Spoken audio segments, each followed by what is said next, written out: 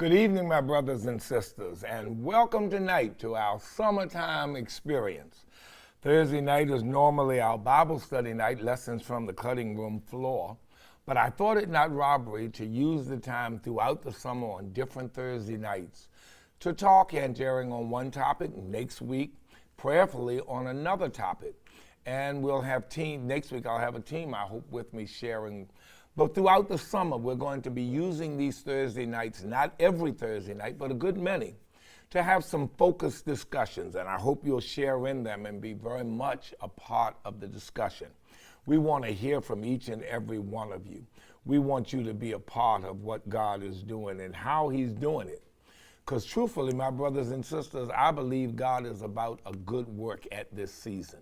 He is moving in our lives. He is blessing us. He is restoring us. And don't forget, this Sunday, there are a lot of things that are going to be going on. New Psalmist is going to be active. It's going to be off the chain this coming Sunday. We got weekend activities on Saturday. Our children are going to be on the site from 9 to 11 with Come Ride With Me. Whatever they ride, bikes, wagons, skateboards, whatever, bring them on up to the site that they can have fun with other youngsters here on Saturday. Then at 12 noon, we're having our Greek Fest. That's right, the Divine Nine are taking the lead. All of the fraternities and sororities in our African American community are taking the lead. They'll have a step show, and I want you to come on out, have fun, have fellowship, meet some of those in the sororities and fraternities, and bring your sons and daughters. Bring them to this event. Let them see what happens on college campuses in the sense of fraternity and coming together to have fun and fellowship. We did this some years back, and some of our youngsters were so inspired, they wanted to go to college just so they could be a part of this. That was the reason, that was the urging, but they wound up earning a degree. So remember, that's this Saturday, and then Sunday is Children's Day. We're going to have activities after service on the site. Your sons and daughters are going to have a good time being here on this Sunday. So God is moving in some powerful ways. Don't forget, next week is Men's Day, or rather, let me say Father's Day. Next Sunday, third Sunday, is Father's Day, and we'll be saluting all of the fathers. But it's also Juneteenth. So what I need you to do is make sure you send in all of your pictures of you and Dad. Even if your father has gone on to be with the Lord, send that picture in. You and your grandfather, send it in. You and the man who you call or you believe ministers to you like a dad. Send it in. We're going to be using those during the service on Father's Day, and we want to make sure that everyone is a part of it. Well, we've got a good crowd joining with us tonight. I invite you because, as Reverend Joshua always reminds us, we do click evangelism. Send out a text to some of your friends and let them know that we're online right now, and we'll be talking about inflation. Send it to some of your friends. Click it out. Share it if you're on Facebook Live. Start a watch. Do something. Let others know that we're studying tonight and we have a topic that might be of interest to them. Let's bow in prayer. Father, in Jesus' name, we thank you and we give you praise for all that you've done, all that you will do. Guide us now as we share a topic of information with our congregation. And prayerfully, oh God, may it help them see some possibilities.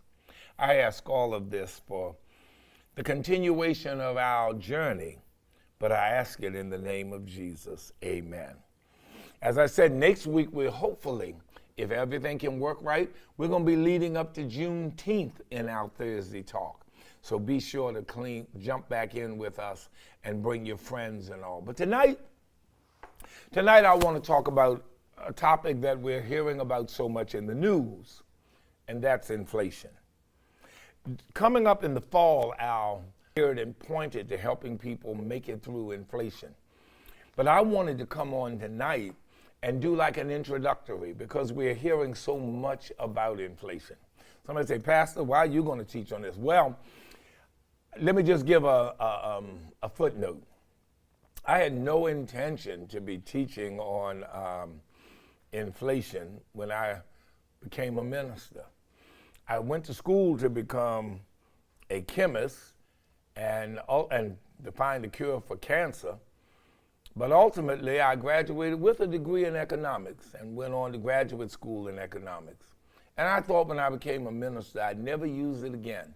Little did I know how important it would be in the work being done in the kingdom.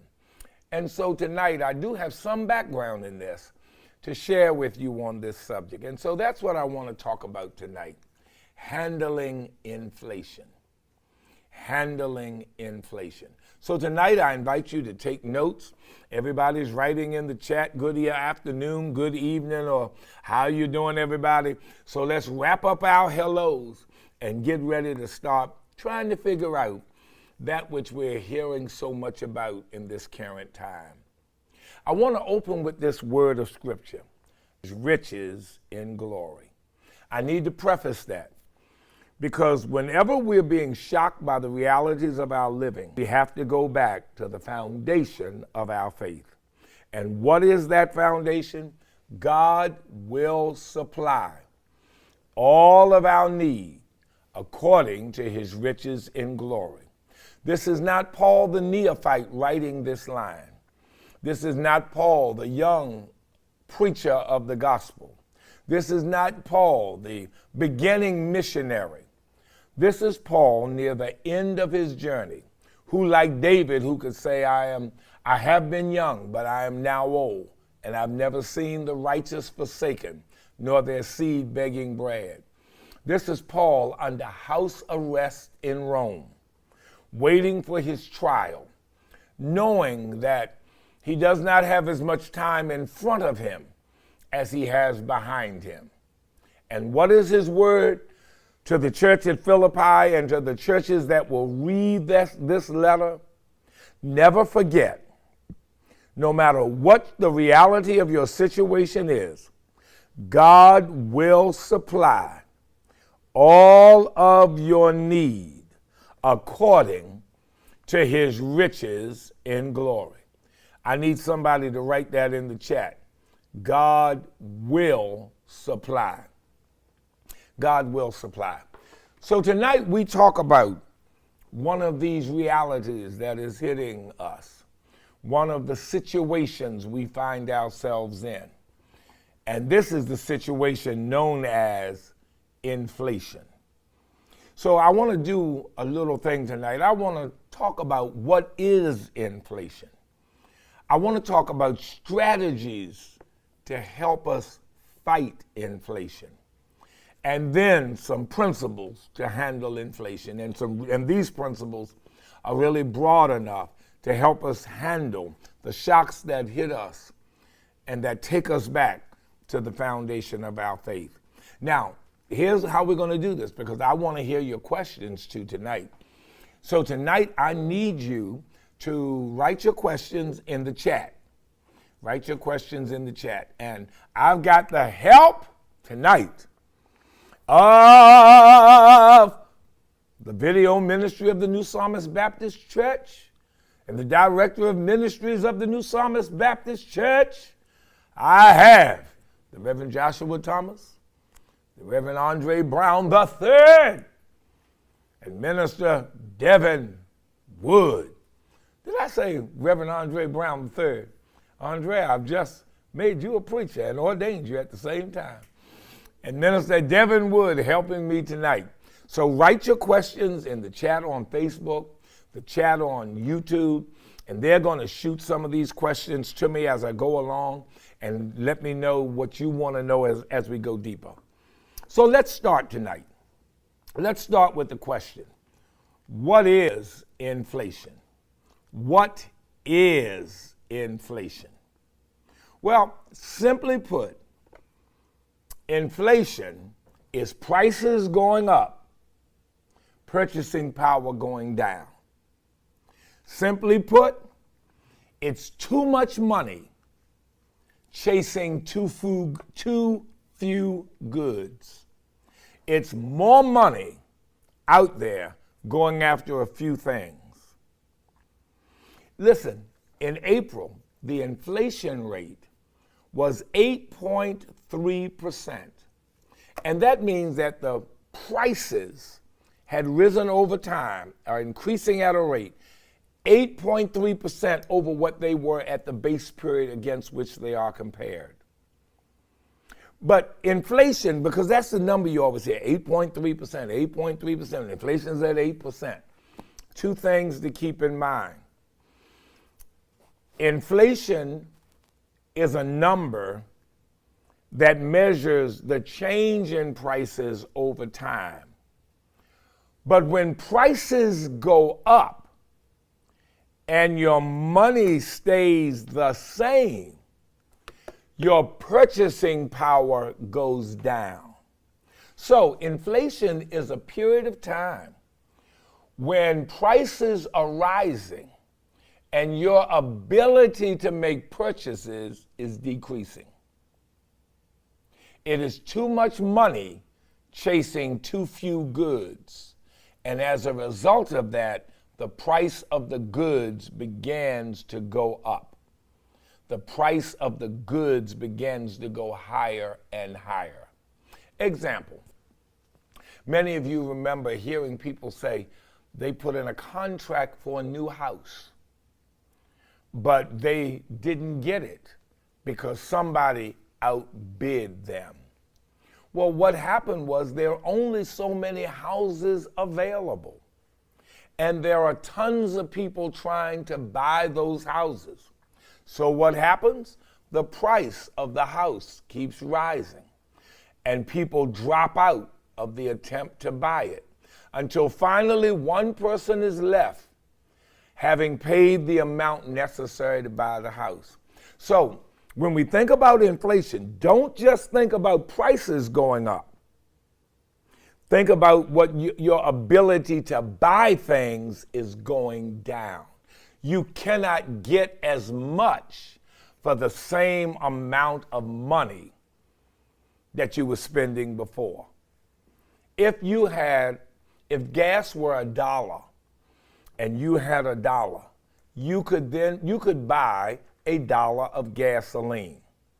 So they come and tell you inflation has hit the gas market and now gas costs $2. Gas costs $2 a gallon. Well, now when you ride into the gas station, you've got to pay $2. I want you to look at the illustration. No, let's go back to that $1 that you had. You can't buy a gallon of gasoline now with that $1. Have doubled, and your purchasing power has been cut in half. Are you following what I'm saying? Are you getting this? Prices have gone up, but your ability to buy has gone down. That's what's happening in the markets. You see prices going up, but what you would buy with that same amount of money has gone tremendously down. Inflation manifests itself in a couple other ways. There's one way that we may not even think about, and that's called shadow inflation. Somebody write that down, write it in your notes, because I want you to take some notes tonight. I'm not a financial advisor. I can't give you stuff on financial advice, but I can lay out the things that I know that I think could be helpful for some of us as we're trying to get a layman's understanding of what we're up against. So write down shadow inflation. What is shadow inflation, Pastor? Inflation that casts a shadow? No, here's an example of shadow inflation. You're taking your family out for dinner tonight. You know basically what it costs. Why? Because you all have been to this restaurant. You know what everybody's is going to order. Or you go to this restaurant, single person. You go to this restaurant every week. You order the same food every week. And you allocate that amount of money to spend for this food, and you know you're all right. Well, let me tell you what shadow inflation is. Shadow inflation is you go to that restaurant and you sit down, and if you're like me, even though you shouldn't be like me in this, the first course of a meal for African Americans is not the hors d'oeuvres, or as one friend of mine called them, the horse d'oeuvres. They're not the hors d'oeuvres. Somebody write in the chat, the bread. We look for the bread. We measure sometimes a restaurant by the bread. We look for variety of bread, and we're going to eat the bread up. But here's what shadow inflation is. You sit down at that table, and you're waiting for the bread. But no bread comes. So then you ask, there's no water either, no ice water. You ask, can you bring me some bread, please, and I'll take some ice water. Well, they bring you the bread and they bring you the ice water, but it's no longer free. There's a charge for the bread. There's a charge for the ice water included in your tab. They may even tell you, so there's a charge for the bread, it's $2.50 a basket, it's da-da-da. That's shadow inflation. Because now when you calculate how much going to that restaurant costs, it doesn't cost what it used to. They have added on some new charge. Shrinkflation. Somebody say, shrinkflation, what is that? Well, you remember when water bottles were solid and strong and kind of big, and there was a big gap between the bottom of the water bottle and the top, and the cap was strong? Have you noticed water bottles have shrunk? Have you noticed the box of cereal is smaller? Have you noticed there are not as many cookies in the pack? But the price hasn't changed. The price hasn't changed. That's shrinkflation. Or they've cut down on the container, what it costs to make the containers, charging you the same amount. But what you're getting it in has shrunk. So inflation, by definition, is more money chasing fewer goods. And when there's more money chasing fewer goods, prices will naturally rise. They will naturally go up. And when prices go up, your purchasing power is cut sometimes in half. Sometimes in half. And many persons are feeling the stress of inflation in the deteriorating power or the deterioration of their purchasing power. What causes inflation? Let me talk about that for a moment. What causes it? Because I know all of us are saying, we didn't do this. How is this happening? Well, there's some basic causes for inflation, and some of them are bigger than others. And in this inflationary cycle we are in, there's some confluence of forces coming together. The first one is what I mentioned, what we call demand pull inflation. I'm going to put it on a slide so you can see it now. Demand pull inflation. That's an inflation where there's too much money chasing too few goods, too much money chasing too few goods. And many folk don't understand how terrible that is, because everything then gets bid a little higher. Let me see if I can make an adjustment here so I can get the slide to appear on the screen, because I don't think I see the slide on the screen. Reverend Josh, can you help me just a quick second? He's got to jump into the screen to be seen. Oh, there we go. That should help us out. There we go. All right, let me just back up so they got the one before that, so that you'll see what inflation really is. Inflation is prices going up, purchasing power going down. Prices going up, purchasing power going down. But what causes it? One is there's too much demand. In economic theory, we talk about two principal things: the demand for goods and services and the supply of goods and services. People come to the market wanting goods and services. Others come selling or providing goods and services. And they create what we call in business a market. A market is created when buyers and sellers can come together to buy and sell what they are looking for. That's why we talk about the stock market with buyers and sellers. We talk about the grocery market with buyers and sellers. We talk about the farmers market with buyers and sellers. The outlet market with buyers and sellers. And so when there are more demand for something than there is supply of it, we're going to have a problem. And in this era, we have more demand and less supply, and supply is steadily being decreased. But I'll get to that in a minute. The second reason for inflation, or the second cause for inflation, is what we call increases in the money supply. There's only so much money in circulation. The Federal Reserve has a tally of all the money that is in circulation. That's right, reach in your pocket, them dollars, they know they're out there. Look in your bank account, those dollars, they know they're out there. The money you have in stocks and bonds, they know they're out there. They know the amount of the money supply.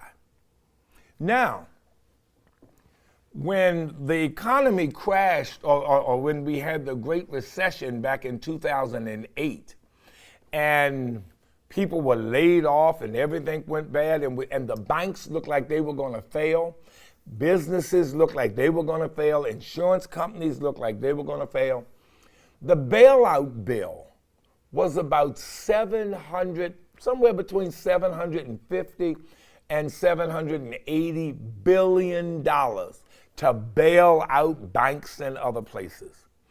Write that down, about $780 billion. In other words, the Federal Reserve or the Treasury Department printed some more money. How much money did they print? About $780 billion. What did they do to it? They sent it out and saved banks, helped them get their balance sheet straight, sent them to construction projects all over the country. We heard terms like shovel ready. Sent them all over so that people could go to work being purchased. Notice what I said. There was a recession and people were laid off. Their jobs were closed. People weren't buying. And so what did the government do? It pumped money in so that folk would start buying. Businesses would buy. Individuals would buy. And that raised supply. And that raised supply met that demand. And so we didn't have runaway inflation. But now, COVID came along. And when COVID hit, I need somebody to just say, I remember, 2020, March 2020. People were laid off in droves. The unemployment rate shot up to about 16%, or rather around 11 or 12%. It went high. It went almost back to where it was in 2008. And so the thought would be, they pump more money back in, things will come back together. Well, people were out of work. And so the government this time pumped money back in. But two things happened. It wasn't a long recession. It was a quick one. Things shot back up, but everybody didn't go back to work. Everybody didn't get a job. The government this time pumped in between $9 and $12 trillion into the money supply. They printed that much money. People started getting checks in the mail. This is not a negative. I'm trying to help you understand what happened. Money came to people. If your budget was maxed out and you had children and you were living on your max budget, now you got a child care credit. So you had X number of dollars more based on the number of children you had. You could now spend more money. You could now buy more things. You could save money. There were a lot of things you could do because you had more money. But because of COVID, supplies and everything was thrown out of whack. There were not more things to buy, there were less things to buy. And so we started stoking the coals for prices to start rising because there was so much money in the money supply. That's why, and so people had excess money. Now, so when others went back to work because they didn't get so much other excess money, some of them said, "No, I don't know if I'm going back just yet. I don't know." And somebody said, "Well, how could they say that? They know these people need the jobs. Folk need to be at work. These companies are going to close, da, da, da, da, da, da, da." The business-minded people were saying, "We need them back." But people were reassessing the job. The job had just about killed them and then laid them off right when times got bad. They were working themselves to death. Some of them were considered essential employees and getting COVID at the same time. And so many persons who had saved up a nest egg said, "I don't know, I don't think I'm going back now." Why? Because they had gotten money and they were able to actually decide whether I'm going to go back to that job that was killing me. And so many decided not to go. Now, enter the Federal Reserve that's trying to stop inflation. So what are they doing? They're raising interest rates. Somebody said, "Well, what does that mean?" Well, when you raise interest rates, your monthly payments go up. If you were, before inflation hit, you could buy a house for 3%. Now it takes you 6%.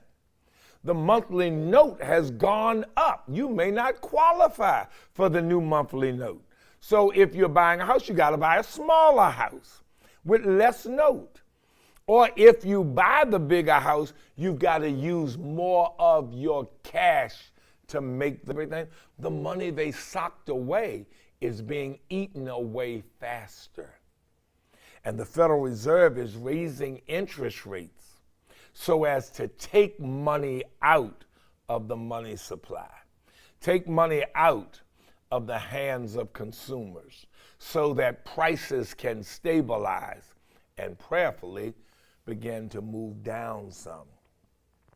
They will move based on buyers and sellers.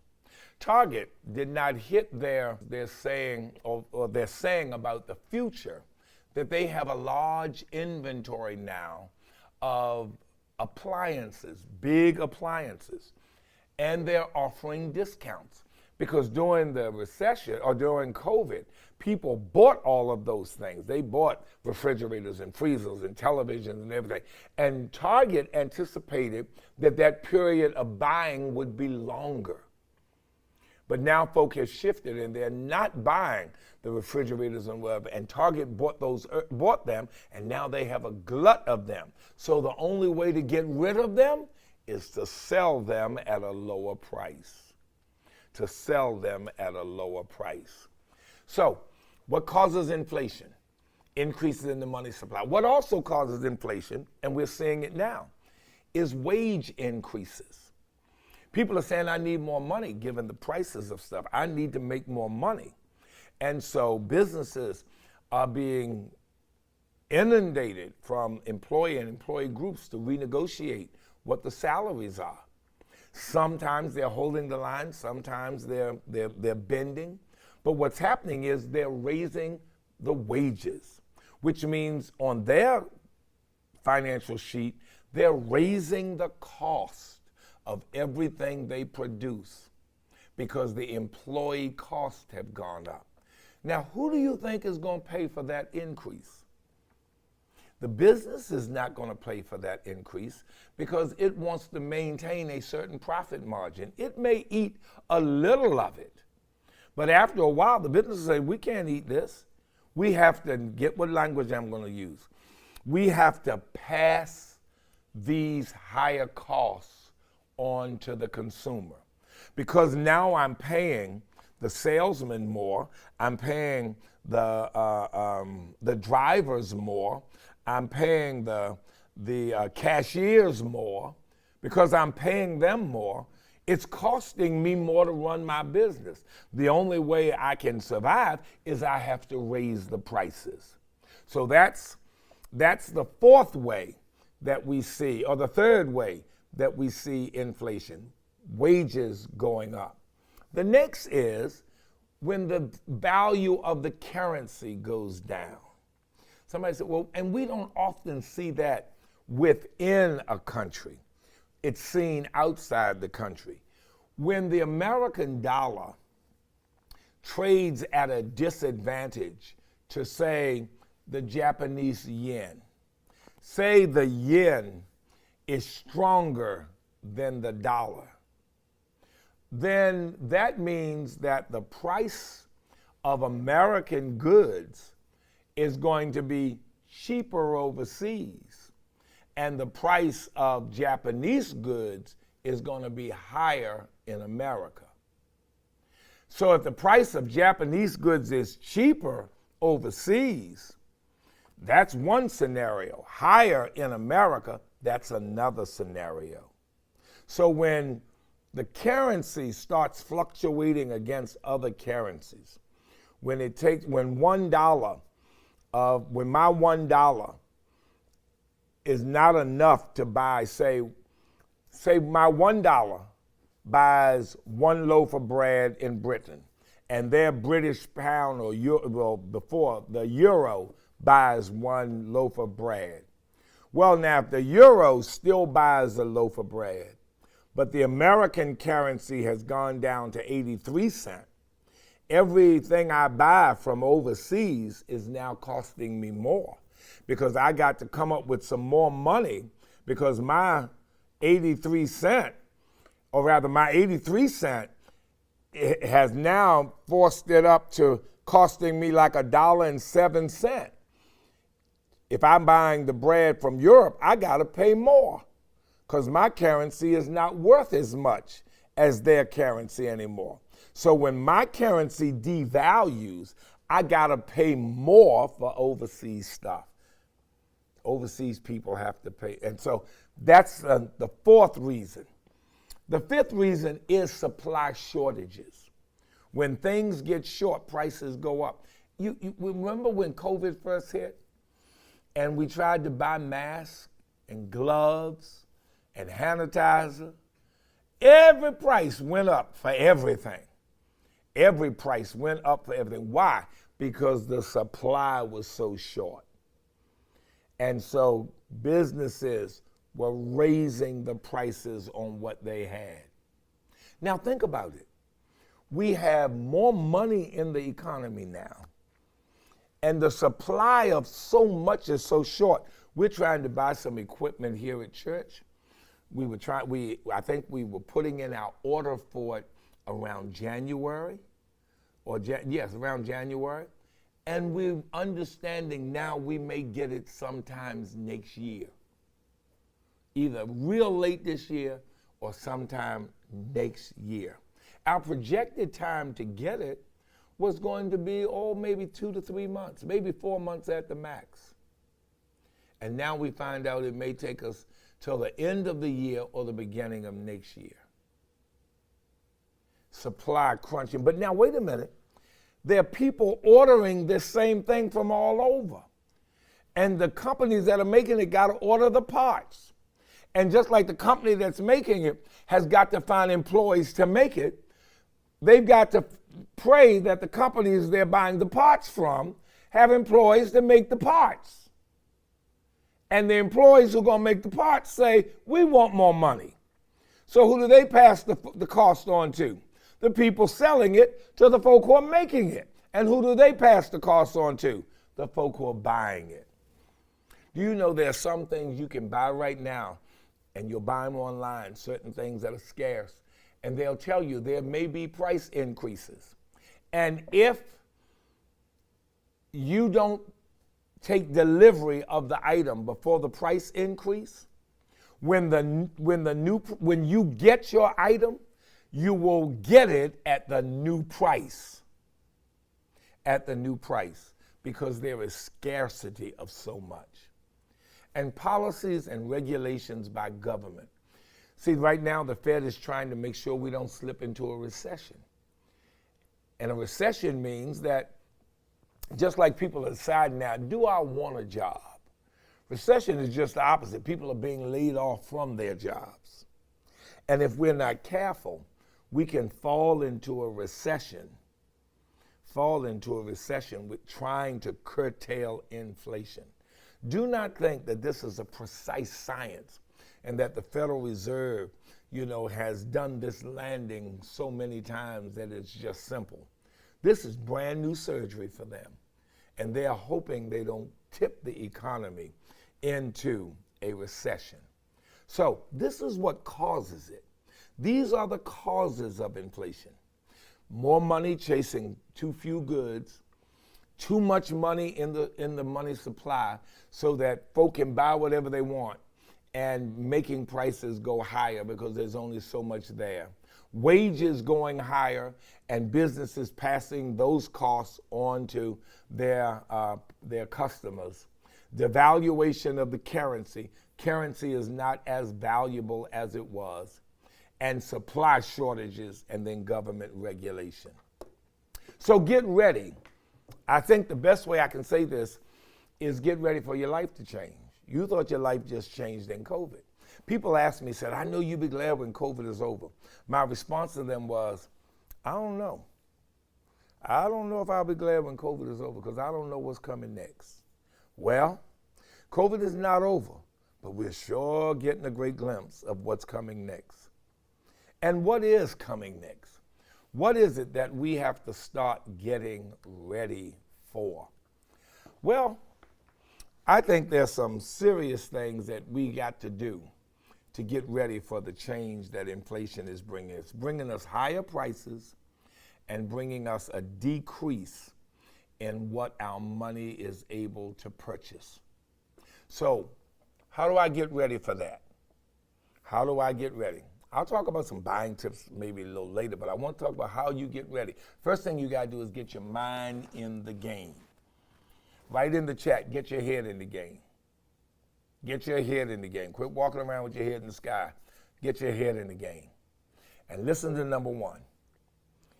Access your happiness and your satisfaction. Assess your happiness and your satisfaction with your life. With your life. Look at your life and see how happy and satisfied you are with it. And evaluate everything you do, all the activities that you have in front of you, by whether they contribute to your happiness.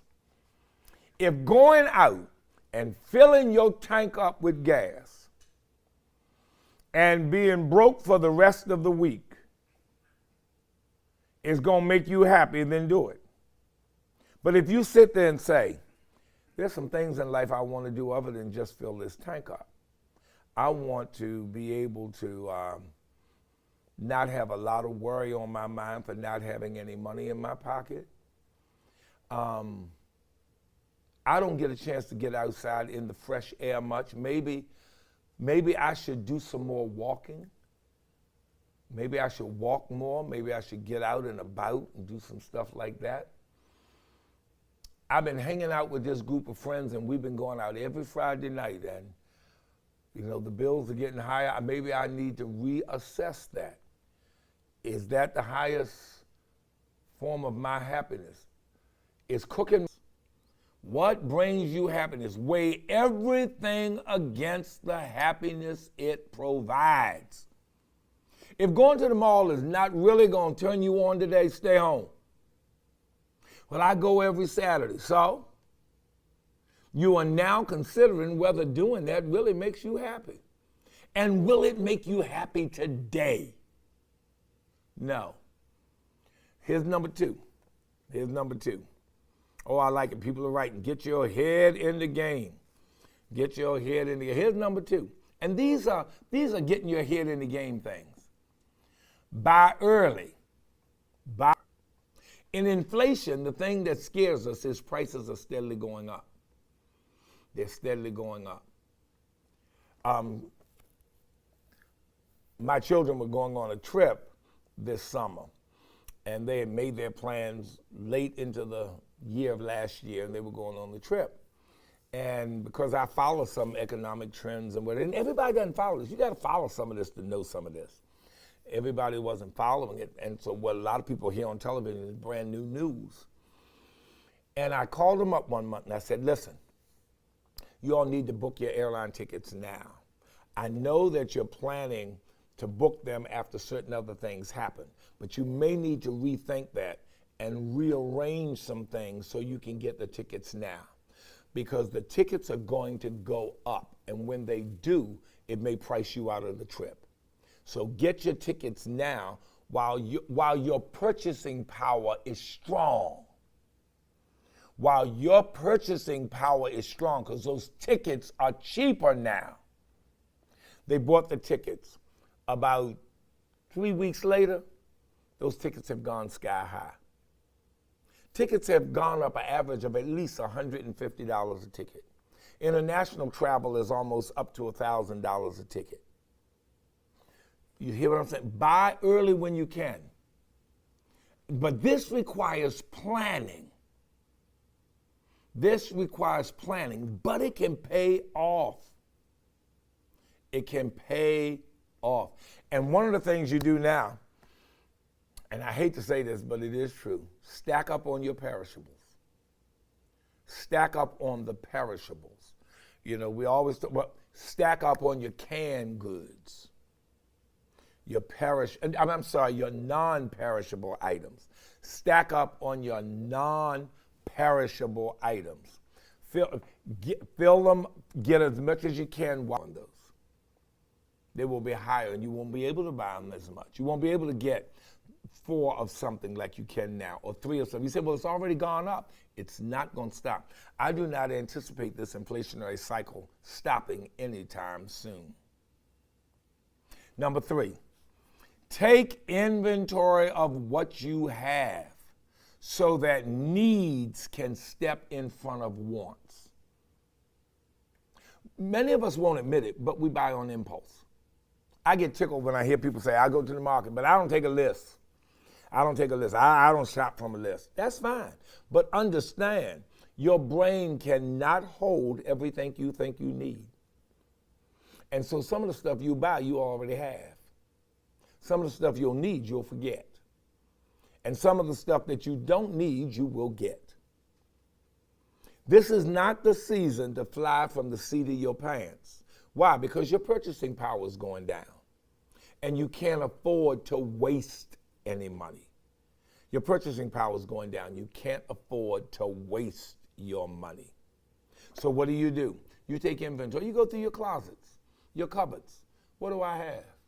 You go through your clothes cupboards. What do I have? You go through your children's clothes. What do they have? Oh, it's time for spring clothes. It's time for summer clothes. Go through the cupboard first. Go through the cupboard first. I'll just drop this tidbit and start the group chat with your brothers and sisters, your close friends. Hey gang, let's start going through our cupboards and let's start seeing what we're letting go of, and let's start seeing who needs what. And we get together, we'll all bring our stuff. You bring your children's stuff, I'll bring my children's stuff, you bring your stuff. Ladies, you bring yours, because we're all clearing out, getting some space here. Everybody make sure they do that. Because you're buying according to your needs, not your wants. When you get in that market, you know what you already have. Plus, when you begin to buy according to your needs, when you do inventory on what you have, you see the possibilities of what you can do. Possibilities are born out of resources. Somebody write that in the chat. Possibilities are born out of resources. When you see your resources, you begin to see what your possibilities are. You begin to see your possibilities. So that's the next one. Here's the next one. Buy wholesale as much as possible. Not just Costco's or Sam's Club, but food you cook rather than retail foods you buy. It's cheaper to cook your own food than to buy it. Sure, one day a week you might buy from DoorDash or whatever, or you might get some. Purchasing power was great, but it's not now because your purchasing power is being cut in half. Those stores aren't even, those places you're ordering from aren't even having the same amount of stuff on their menus anymore. Their prices for those items are going up. And if the prices aren't going up, the charges associated with it are going up. And so you're winding up spending more when you have less to spend. When you have less to spend. So buy wholesale. Buy stuff and fix it yourself. I'll get to a little bit this in a minute. Buy stuff you got to prep it. But I'll talk about that a little bit later. Buy wholesale, not retail. Don't buy what's cooked. Buy and cook. Buy and cook. What's the next one I want to share with you? The next one is something for the house. Notice this one's house, set, look, pay down, home, financially. Somebody need to get that one. Clean house financially. You thought I was going to say go around and clean all your floors and your cupboards, give you work to do. No, clean house financially. That means get all of your bills, all of your statements together. Now, those of you who use checking accounts, even if you don't write checks, all that stuff is on your bank statements. Those of you who just do cash accounting, you do everything by cash, start looking over your receipts. Start looking over, look around and see what you have. But it's time to start cleaning house financially. Your purchasing power just got cut. You didn't get a raise. You didn't get a raise with everybody else. Your purchasing power has been cut. As inflation is going up, prices are going up 8%, your ability to buy is going down 8%. You can't buy the same amount of things anymore that you could before. You can't buy in 2022 what you bought in 2020 for the same amount of money. So what do? You start cleaning house financially. How do you do that? You get your check statement. When your check statement comes in the mail, you open it up and you go down all the things. Because many of us pay online. Many of us pay automatically. Look at all those deductions. How many streaming services are you paying for that you don't watch? How many memberships to this, that, and or the other do you have? I got a membership to this club and that club. Membership to this gym and that gym. I got a membership to this magazine and that magazine. You don't get a chance to read all the magazines. Cancel all of that. Cancel that which is not bringing you happiness because you're not even reading it. You're not going there. Going back all the way to number one, assess what makes you happy. Go all the way back. Go all the way back to it. And realize that that's what you have to do. That's the way you have to play it. That's the way you have to pull it down. Clean house financially. Cut off stuff that you don't need. Go through and clip it. And what will happen is save the money. Save the money. Start putting the money away, squirreling it away. Why? Because in many instances, people don't save much money. They don't save much money. Listen, and they don't budget. I would suggest what I'm telling you to do is going through and clipping stuff out of your accounts, clipping what you can get out. I'm cutting this, I'm cutting that, I'm cutting the other. And what you should really do is structure a budget so you know where your money is going. Let me share with you something. Let me share a little survey. According to a survey by debt.com, 80% of people budgeted their money in 2021. Only 68% of it did it in 2019. 2019, we were living our best life. 2021, we started realizing we need to keep some of this money. Listen, living your best life doesn't mean running all over town and spending money. Why? Because your purchasing power is decreased. How can you're spending into what you have so that everything is going. Your money is stretching less. The elasticity of your money is collapsing. This is not the season to be spending it up. This is the season to learn how to save. This may be, you'd be surprised the number of people that drop their landline telephones. I used to know all my children's numbers. I don't even know what their landline numbers are. I don't even know if they have them. People drop cable. I mean, don't have cable. Have YouTube TV. Have other things, Roku sticks. You name it. They went through and they sliced. They started cutting, and that cutting helped them out tremendously. That cutting helped them out tremendously. So, do financial housekeeping. Clean house financially. Cut things down. Get your spending under control and start to save some money. You know, most people do not have $1,000 in savings. Now somebody say, well, if I'm gonna save $1,000, it's going down because inflation is going up. Yes, but you're saving it so you have something for an emergency. It's a terrible thing to work every day of your life and have no savings. And you do not save for a rainy day. You save for the day you want to spend it. You save for the day you need to have it. And you try to have a savings account equal to what you think would be a crisis financially in your life. And you start saving toward that. When you start canceling all this other stuff, you start saving this money, putting it aside. Some of it you can even use to pay down some of your debt. Why? Because debt is now at a higher price. If you were to go out and buy something now, it's going to cost you a lot. So pay down some of your debt and get your money in your hand. That gives you more money to be able to hold on to. Any questions pop in yet, Reverend Josh? Any questions come forth before I go any further and get to look over the alternatives? A few questions, Bishop. First question is, how does inflation affect the stock market? Oh, how does inflation affect the stock market? Sometimes in the understanding of stocks, we talk about the appreciation, the rising value of stocks.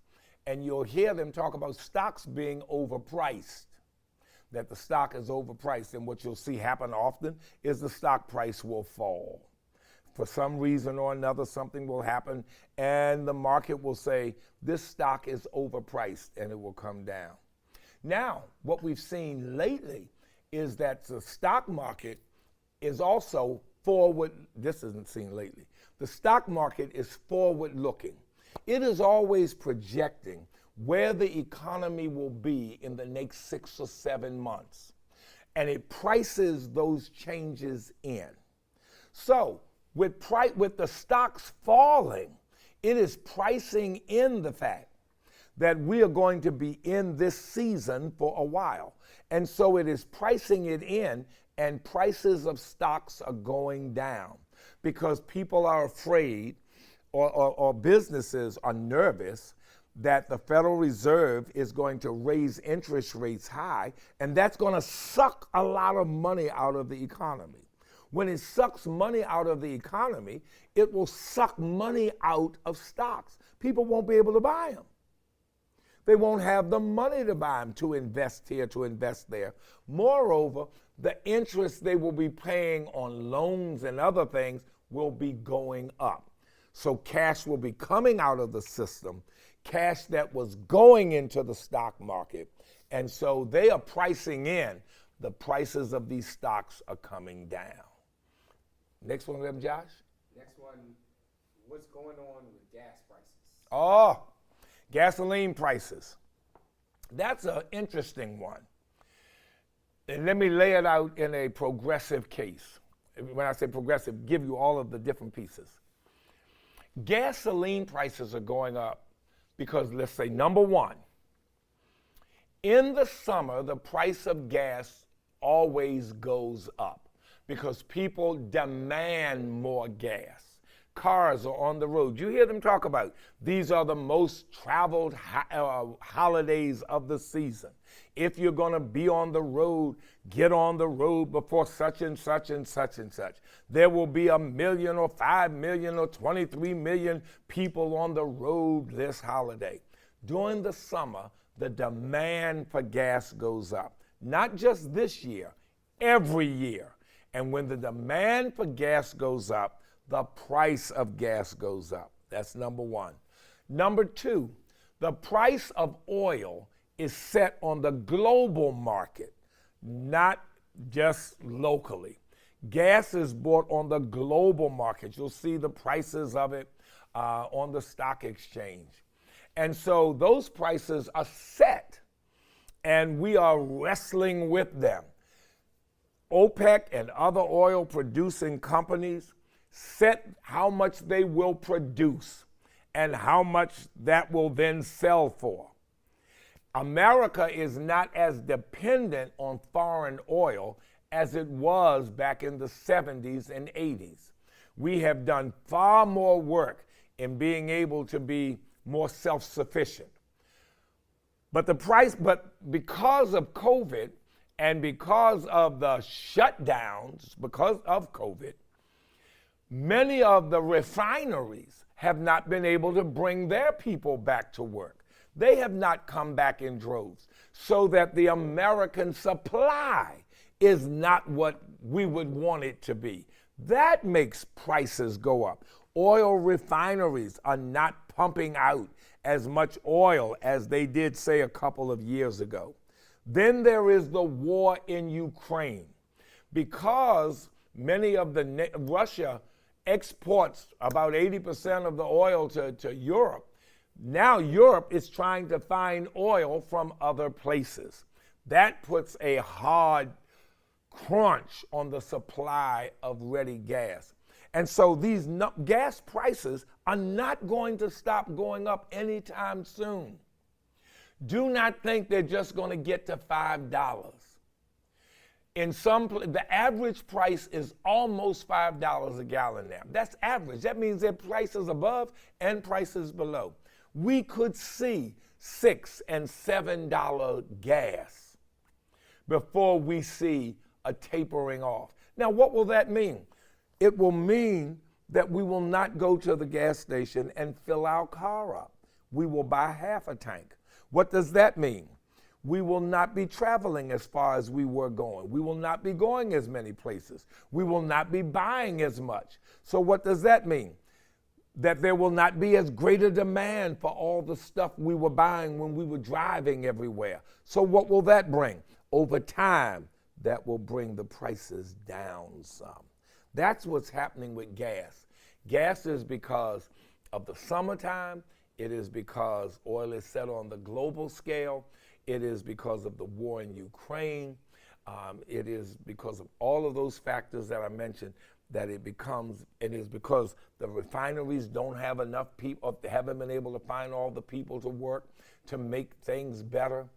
It is because of all of those reasons, gas prices are steadily going up at the pump. Okay. One more, Bishop. A question has come in about where should persons put their money now? So one question is, should persons be looking at cryptocurrency and Bitcoin potentially as a way to avoid inflation? Let me answer that one in a minute, because I've got two things I want to say, because I'm going to get to that right in a minute. The next thing I want to tell you to do is to look for alternatives. Remember, you got to get your head in the game. God will supply all of your need according to his riches and glory. And where there are resources, there are always opportunities. God will supply. You got to look for alternatives. You have to find the alternatives. Listen, you go on a vacation. You say, I'm going on vacation this summer. Well, we still going to go. All right, you got the airline ticket, the hotel price, the food price, the fun price, the activity price. All of those things are going in there to add it all up. And now they are higher than they were a year ago or when you first decided to take this trip. We still going. Now you got to dip into savings. You got to go into debt to be able to make this trip happen. Look for alternatives. Cut out one of those pieces. All right, we're going to go on vacation, but we're going to go on one we're going to drive to instead of have to fly to. I've already cut out the 4-person airline ticket. Or we're going to go on vacation, but we're cutting out flying somewhere, and we're going to drive, and we're not going to stay. We're going to do daycations. We're going to do daycations. We're going this place this day, that place that day, this place this day, that place that day. And start figuring out which of the costs from something you can cut out. Plan the alternatives. Me and my girlfriends, me and my homies, we going out. Y'all ain't got to go out, come over to somebody's house and have barbecue. Go get yourself 16 burgers or 8 burgers over at Giant or somebody and get your burgers and come put them on the grill. The fun is in the fellowship. Make the fellowship even more fun so it overshadows the place you're not in. Find alternatives. Find alternatives. Find alternatives. They're more, I'm going to make this slide deck available so you can read some of these other things. Next thing, pay down debt. I mentioned that earlier. Pay down any debt you can because you got debt at a low interest rate. Now, one theory is, and I'm saying this, if you're getting wage increases. If you're getting wage increases, somebody gave you a raise, don't go out and buy a house. Don't go out and buy a car. Pay down your debt. Why? Because that debt is based on your old purchasing power. You just got more money and you owe at a lower interest rate. Pay that off and wipe it out. You can pay more on the principal now. Why? Because you got more money. You can wipe that debt out. Pay down debt. Next one, hone your hustle. Hone your hustle. Ain't no crime to have a hustle. You know, I remember a friend of mine said to a group, I don't knock your hustle, don't knock mine. Ain't no shame to have a hustle. You make your hustle work, but make it perfected now. Perfected so you can add to your income. And then the last one, find the opportunity. Find the opportunity. Why? Because there's always an opportunity. For example, most of us don't get any money on our savings accounts. None whatsoever. There are things, and I'm no financial advisor, so this part you have to talk to your financial advisor about, talk to somebody at the bank and whatever. The government has things called Treasury insulated protection. You know, that they have bonds that they sell to insulate you, to make sure you don't have to worry about, you know, inflation, or that kind of help you when inflation is getting real bad. And you can survive with them. You can get a little bit of interest. They're called TIPS, T-I-P-S. Treasury Inflation Protected Securities. Treasury Inflation Protected Securities. But then, many of you remember when we went to elementary school, we bought savings bonds. If you remember buying a savings bond, just write in the chat, Series E or double E savings bonds. Well, listen, if you were to go now, you say, well, where can I put my money? If you can, and I tell you, go talk to your investment advisors about this, look it up wherever, but talk to somebody. Don't go by me. Talk to somebody. I'm just telling you some things for opportunities. There are things called Series I savings bonds, which pay 9.6% interest compounded annually. Somebody said, what you say? Now, the maximum that you can get is $10,000 worth. But you can buy anywhere from $100 up to $10,000 worth of Series I savings bonds. There's some other things that go along with that. You can buy them, and if you're getting a tax refund, you can get even more, but that's in paper. These are electronic. You can get them online, but talk to some advisor. But they compound annually, 9.6. The interest rate changes in May and in October. Right now, they're paying 9.6 something percent. And you can buy, and if you keep it for a year, you're in good shape. So these are not instruments that you say, I need the money next week. This is something you say, I can set this money aside for a year or so. There are opportunities out here. Whenever there's a disadvantage, there's an opportunity. Whenever the teeter-totter goes down, it also goes up. Our job is, we don't look for it to go up. We have specialized, when I say we, the mindset of the news and everything else is to get us to dwell on the complaint. What we have to learn to do is get our head in the game and see the advantage. See where the advantage exists for us in this game. What is it that can help us in this game? So there are some advantages out here. I say Series I savings bonds. That's just one. I'm not trying to give you a list of 120. You go to the bank, sit down and ask the banker there, what are some ways I can do this? And go online and do this. But there are opportunities out here. You just have to search them out and seek for them. And in sessions like tonight, you learn some of them. You learn some of these things in sessions just like this. Let me just share. I saw something online that I thought was beneficial. I'm almost done. And I just want to run through, because the market is a place that many of us struggle with. The market is a place where many of us struggle with. And I found an article from that I read back in April. I think it was April. Yeah, April. That I think shares some advice on how we can make it through. The first one they say, for when it comes to food and shopping and whatever, tap into the network of local farmers and makers. You know, Baltimore has a maker space right over in East Baltimore.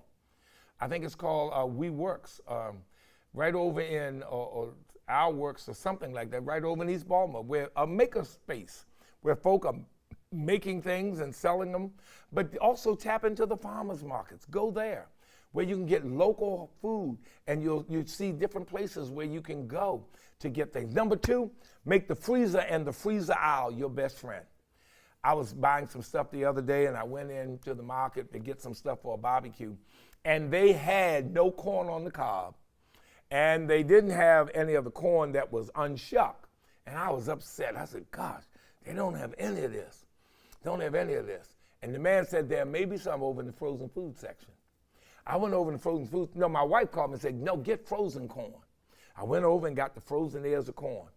They had plenty at cheaper prices. It is better sometimes to buy the stuff, to buy as much as you can, your spinach, your greens, your kale, your corn, your berries, your strawberries, all that stuff that would normally die out in your refrigerator. Get it from the frozen food section where it can be frozen. You get it and put it up in the perishable place of your refrigerator, it may die soon, quick, fast, and in a hurry. And before you know it, you spent money on something you can't even eat. Number three, map out your week ahead before you shop. Don't be going to the market talking about I need this, that, and that. Why you need it? You gonna eat it this week? You ain't gonna eat it this week, you don't need it. Buy it when you need it. And if you say this week I don't need much because I don't have to, I got all this, that, and other for what I'm gonna fix, I don't need to get much. What does that say? I got some leftover money. I can put that either in my savings or I can put that to something that was cutting me short earlier. So go through, map out your week. I'm going to eat this, and this. Now, it does require planning, but you got to get your head in the game. You got to get your head in the game. If you want to accomplish, bodybuilders want to accomplish. So they do all these massive meal preps. You know why? Because they want to look good on the stage. You want money. You want to be able to have your money right. Figure out what you're going to eat this week. Then when you go to the market, shop for it. I'm going to have hamburgers, I'm going to have tacos, I'm going to have quesadillas, I'm going to have this. All right, then I want some tomatoes and some onions. All right, how many onions do I need for this? How many tomatoes? One of our members, Cheryl Banks, turned me on to the one potato, the one pepper rule. We were all talking at one of our church events, and Cheryl was saying she was going to make some potato salad. And we said, how you make it? She said, well, I use one potato. And then Adelaide Wallington said, well, I sometimes use two. And she said, I'm going to use one potato. I said, y'all use what? All I ever saw was my mother put a whole gang of potatoes in the pot, and even my wife put a gang of potatoes in the pot. Cheryl said, it's just me. I don't need 2 and 3 potatoes. I only need one. And then later that week, Diane Cupid was going to the market, and she was on the phone with Trish and I, and we said, Diane, what you going to get? A pepper. Because I'm fixing something and I need a pepper. See, COVID taught many of us how to market differently, how to buy differently, how to buy according to what we needed when we needed it. And so now, the other day when I had my family over, I said, I looked and said, I got this many people, they're going to eat this many hamburgers. I need 2 tomatoes because I'm going to slice tomato slices. So everybody can put a tomato on their hamburger. I knew how many hamburgers I had, how many rolls I had. I need 2 tomatoes. I ain't need a pack of 6. I ain't had that many people. And I didn't want them tomatoes to go bad. I needed one onion, a big onion. Slice that, brother. I had enough from that onion to put an onion on people's hamburgers, slice it up and fry some onions, and even had a little bit left over. Don't go over to the section where you get all the stuff already chopped up and cut. That's retail. You go home and chop yourself. That's wholesale. Stock up on versatile and hearty staple foods. When I grew up, my mother would buy the stuff that would, in her language, stretch and that would stick to your bones. Because you can have a great meal, but if it make you hungry in 2 hours, what good was it? You know, a fancy plate of food is fine, but you wanted that plate to hold somebody till tomorrow's breakfast.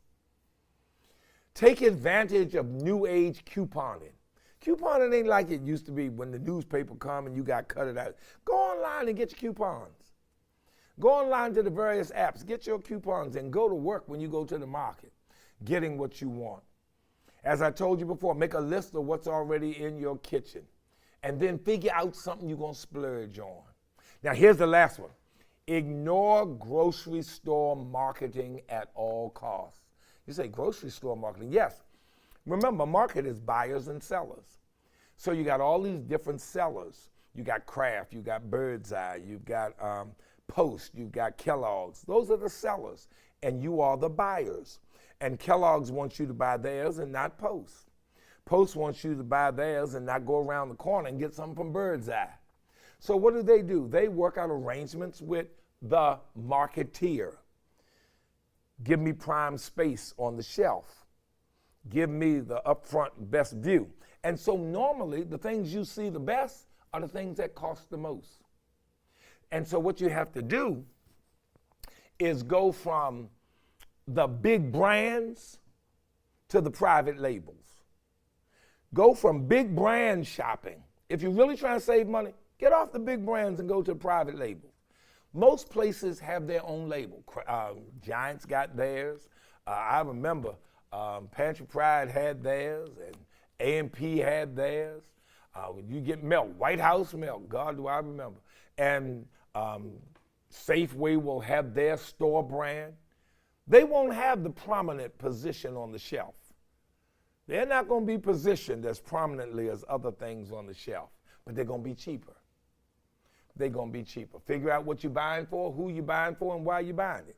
Then you get it. You don't invite 100 people over your house and buy $100 crabs. You invite 100 people over your house, you buy $20 crabs. You buy $2 crabs. You buy the cheapest crab you can get for a dozen. No, you don't be. You look at what you're using it for, what you're getting it for, how you plan to use it, and that's how you shop in the market.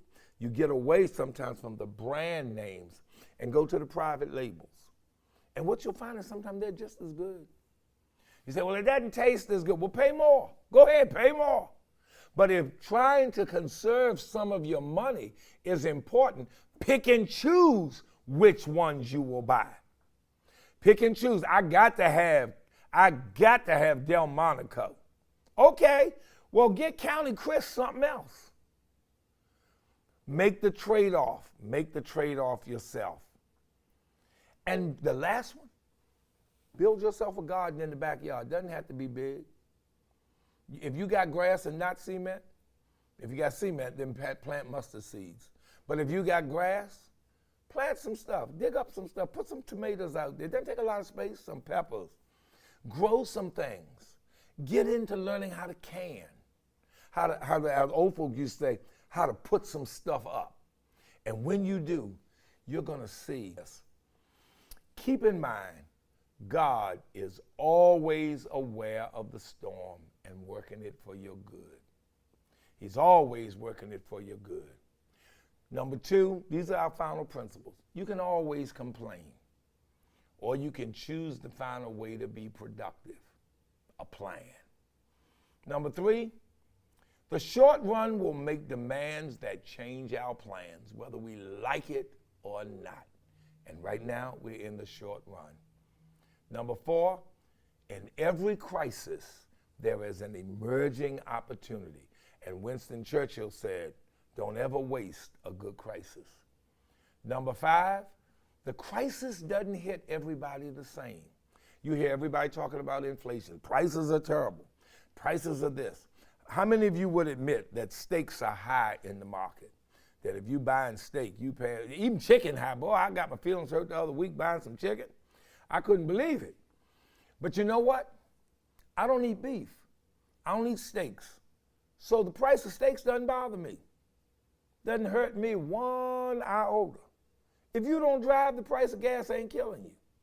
Don't co-sign what ain't killing you. Don't get in league with, because everybody doesn't face inflation the same. Some areas that some people are fighting inflation, if you have a home equity loan and the interest rate is slowly going up, and the person sitting across from you doesn't have a home equity loan, they're not suffering from the same thing you are.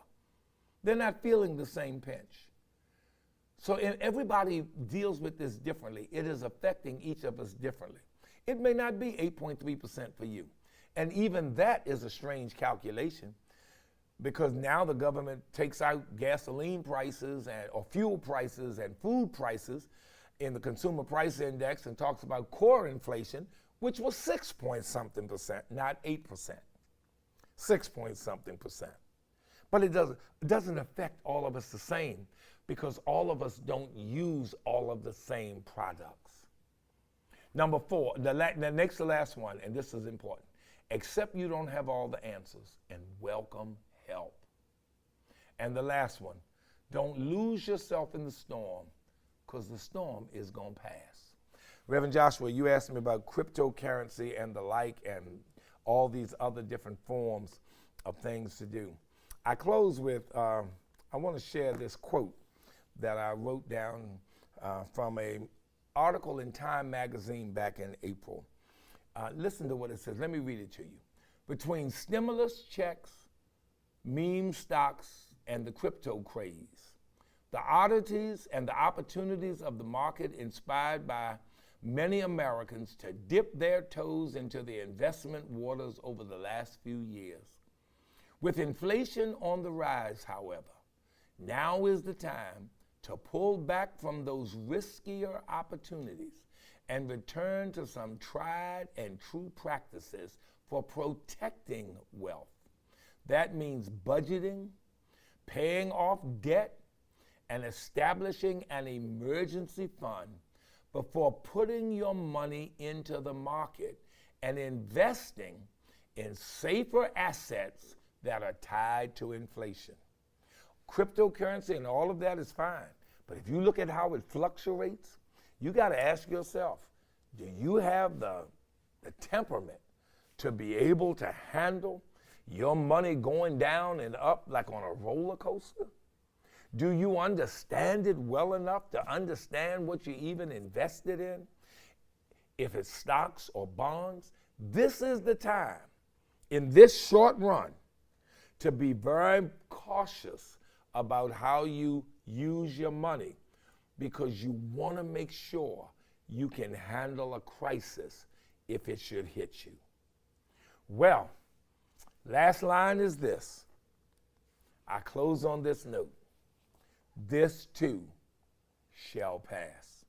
Reverend Joshua, I went way over tonight. Team, I'm a little over. Was this helpful tonight, group? Was this helpful? If it was, just type in the chat that this was helpful. If you enjoyed this, as I said in the fall, our team will come forward with more on this and classes in budgeting and investing in other areas, more tips on financial wholeness.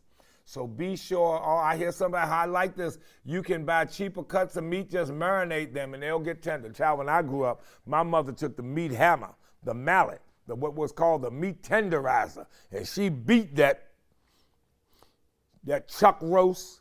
She worked on it. My father used to sit there and say, oh my God, the money is so tight around here. How are we going to make it?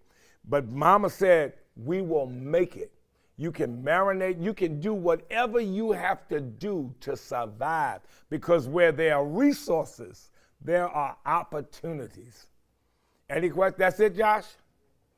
All right, team, let's get ready to give our offerings. Let's get ready to give our tithes and our offerings. The ushers are coming among us to collect our gifts. Mother Johnson reminded me the other week. I forgot that. I ain't forget tonight, Mother Johnson. I went way over time, but I hope it was a lesson.